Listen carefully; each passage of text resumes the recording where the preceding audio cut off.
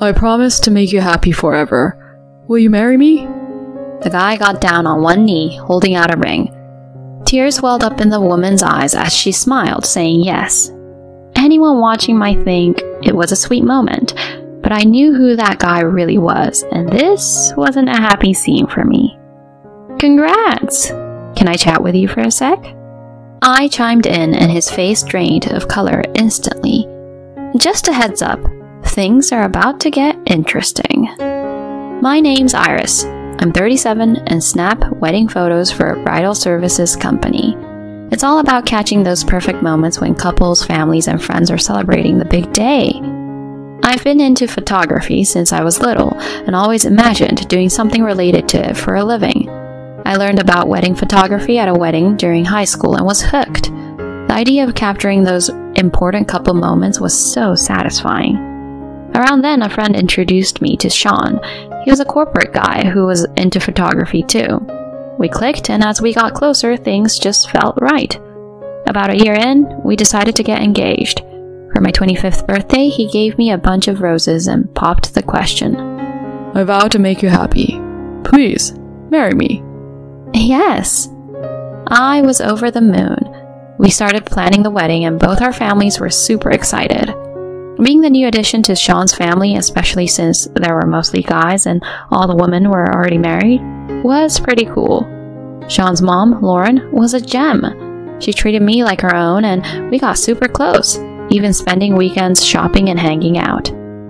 Things with them were awesome until our daughter, Maria, came into the picture. After she arrived, something shifted with Sean. We both had jobs, and we'd always split the household tasks.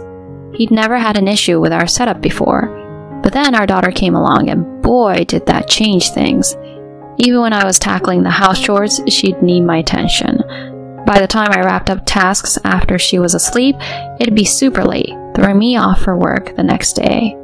It felt like I was juggling work, chores, and baby duty nonstop. And Sean? He'd just shrug and say, Isn't childcare supposed to be a mom thing? And wouldn't pitch in with our little one at all. He started slacking on his part of the housework. I tried talking it out, saying something like, Can you watch Maria for a bit? I've got some urgent work stuff and the house is a mess. But he'd make a face and go, Nah, I'm beat for my job.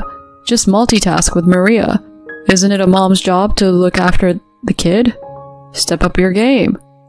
I fired back, I'm doing the best I can. Plus, you've been letting things slide too, like forgetting the trash and leaving the bathroom dirty. He snapped. You always pull the kid card to get out of chores. You've been doing the bare minimum, like getting takeout and cutting corners on cleaning. Come on. Kids have to be the priority. If Maria got sick, I'd have to ask for time off, and that might tick off my coworkers.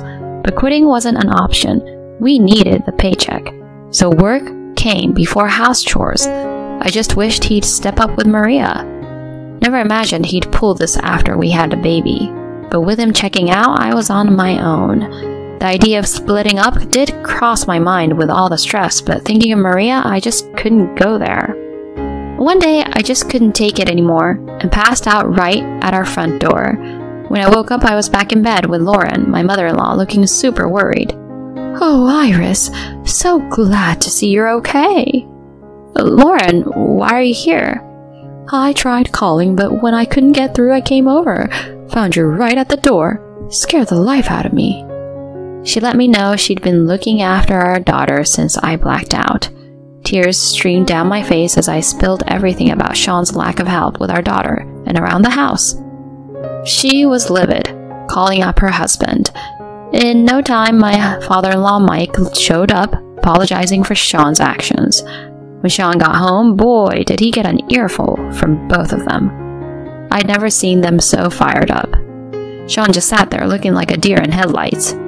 After that intervention, he really stepped up with helping around the house and with our daughter.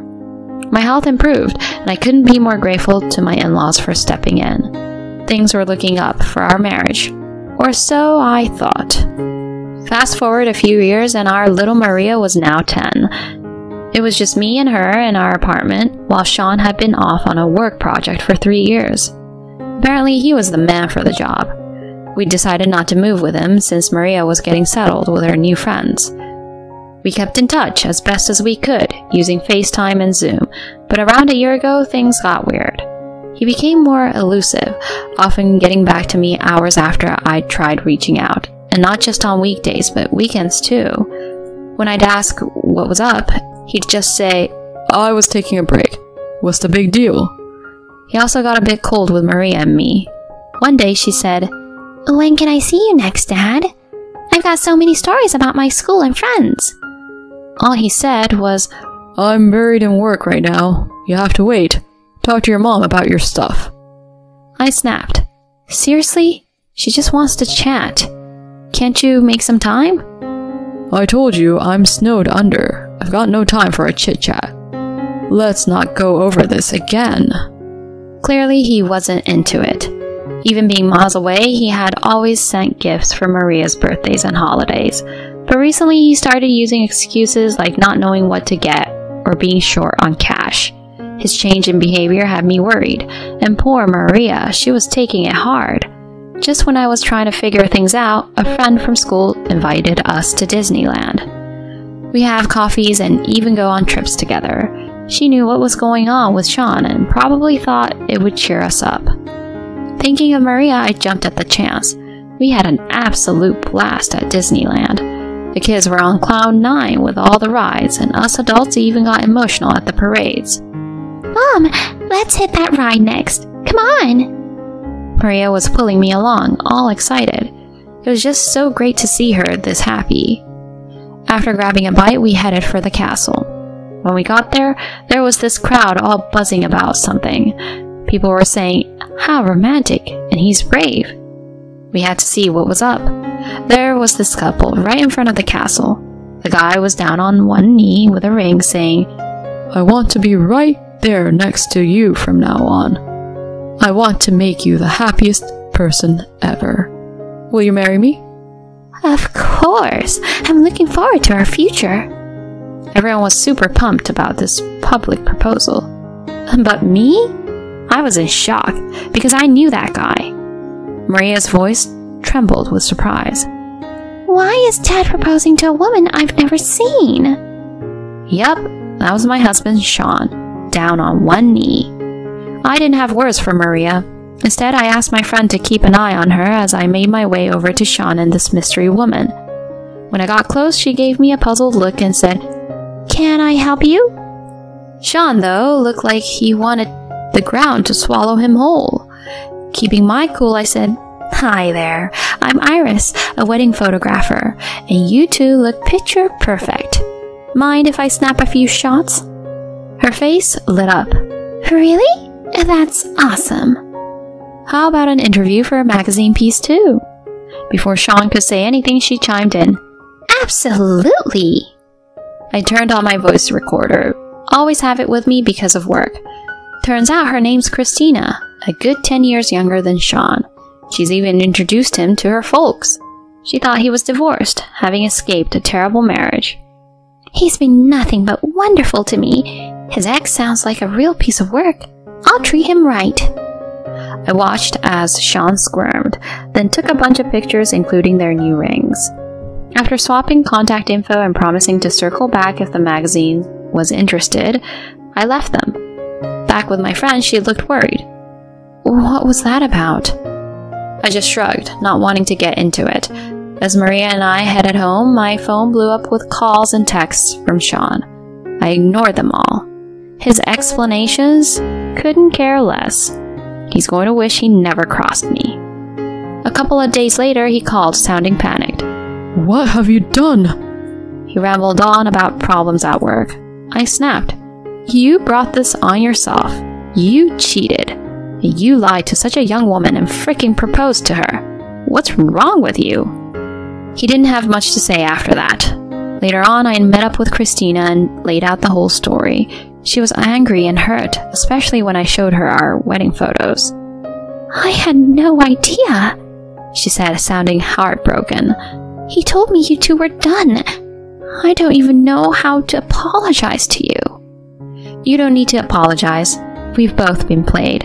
I feel horrible for what my husband has done to you. I could not blame her for what has happened.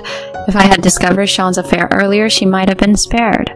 She gave back Sean's ring and ended things with him. Then she dropped a bombshell at his workplace. I bet they weren't too thrilled with him. When I finally spoke to Sean, I didn't hold back. Obviously, I'm leaving you. Get ready to pay up for what you've done. He tried to bargain.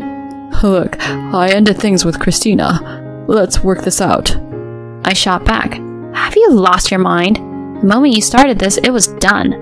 And just so you're clear, I've got all the proof I need. Photos, recordings, you name it.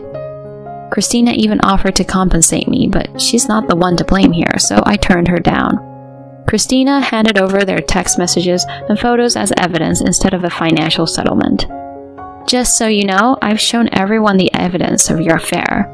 Both our families know, and trust me, they're livid. Sean, sounding desperate, said, Look, I'm truly sorry. Being on my own made me do stupid things.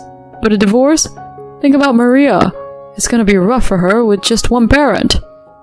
I couldn't believe he'd go as far as proposing to someone else while we were still married, and then use our daughter to try and make things right. I fired back.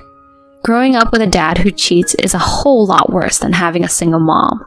I'll take care of her. And just so you know, she thinks it's weird you're with someone so much younger. She doesn't want to see you anymore. He barely managed to say, Can I just talk to her once? But I'd had enough. Stop it.